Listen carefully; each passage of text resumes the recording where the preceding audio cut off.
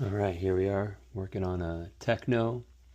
This was dropped off yesterday by a buddy who, if you can see right in there on the rear diff, looks like we have some bearing pieces sticking out. Last time we were out driving, all of a sudden the rear lost all power, and hopefully we just swap out a bearing and get this thing up and running. All right, so we're working on getting the rear diff case open.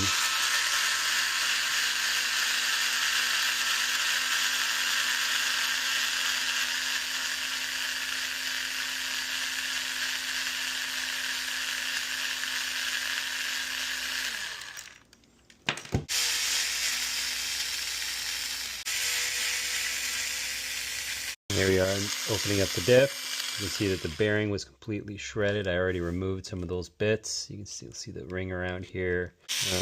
But it's going to get messy, so I'm going to go grab some towels. Okay, all the internals on the diff look all right here. We're going to take a look here to see if the ring gear looks fine. Ring gear on the diff also looks fine.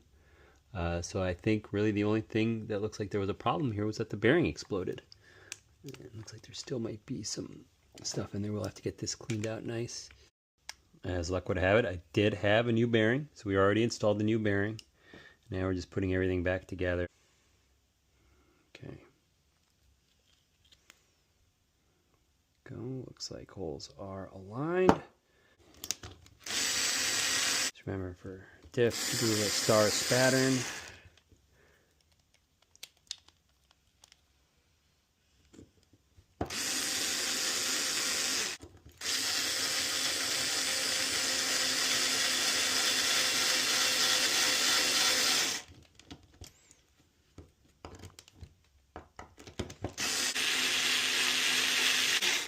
That way you don't strip or over torque something. I'm gonna go get my hand drivers. All right, we're back. I got my MIP hand tools. I'm a big fan of the MIP. They provide very good quality tools. I've been using this driver here for over 2 years at this point. And it just dawned on me that I forgot to record the end of the video. So here's some Tekno parts in a box. The car ran fantastic. I already did it. Gave the car back to my buddy. These are just the spare parts from when I rebuilt my SCT 410.3. Lots of stuff I was able to pull bearing from here in order to fix.